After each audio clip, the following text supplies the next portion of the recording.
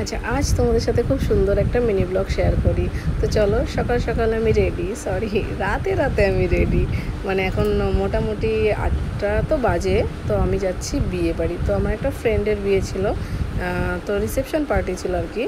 তো বিয়ে তো আগের দিন হয়ে গেছে। তো এটা আমার খুব ভালো লেগেছে যে আমার দেখা একটু নতুনত্ব, মানে সবই দেখেছি আর কি। মানে আমার নিমন্ত্রণ পাওয়া এরকম টাইপের বিয়েবাড়ি, যে এদের স্টাইলটা আমার খুব ভালো লেগেছে, যে গেটের মুখেই একটা ওদের সুন্দর একটা ছবি দিয়ে ওয়েলকাম করছে। তারপরে পুরো ডিজাইনটা কত সুন্দর লাগছে, মানে সাজিয়েছে, খুব সুন্দর সাজিয়েছে, খুব ভালো লেগেছে। তো ভিতরটা আস্তে আস্তে যাচ্ছিলাম। তো আমি আর আমার দিদি ছিলাম দুজন। তো পেছনের দিকে ছিল, ও মানে ক্যামেরার সামনে আসেনি। তো আমি এইভাবে গুটি গুটি পায়ে এগিয়ে যাচ্ছিলাম। তো এই যে বর আর বউ, তো এটা আমার একটা ফ্রেন্ড হয়, তো ওদেরই রিসেপশন পার্টিতেই আসা আর কি। তো এখানে চলছিল, অ্যাকচুয়ালি এই ভীষণ গাছ ভালোবাসে, তো যার জন্য না বিয়েতে সবাই গাছ উপহার দিচ্ছিল। তার সাথে গিফটও ছিল, কিন্তু গাছটা বেশি পাচ্ছিল আর কি।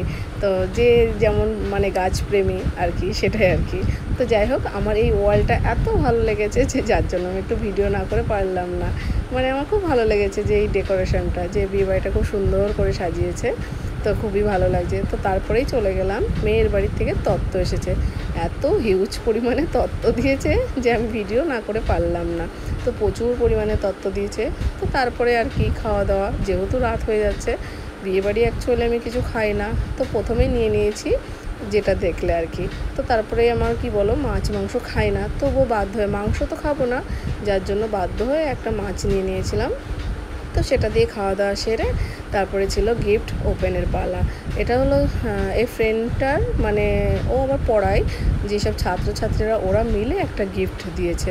তো সেটা আমার খুবই ভালো লেগেছে। তো ভাবলাম যে সব কিছু ক্যাপচার করলাম, আর এটাই বা ক্যাপচার করবো না কেন, এত সুন্দর একটা দেখো, মানে কতটা বড় আর কি ছবিটা, আমার ভীষণ ভালো লেগেছে।